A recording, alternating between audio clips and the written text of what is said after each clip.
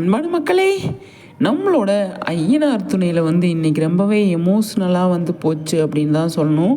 நிலாக்கிட்ட நம்ம சோழன் சாரி கேட்குறாரு.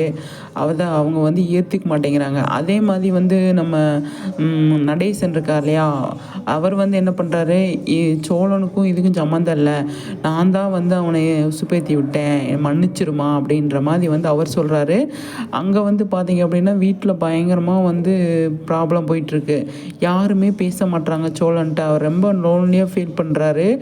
வேலை போயிடுச்சு, லைசன்ஸ் போயிடுச்சு, நிலா பிடிச்ச பொண்ணு போயிட்டா அப்படிங்கும்போது பயங்கரமாக ஃபீல் பண்ணுறாரு.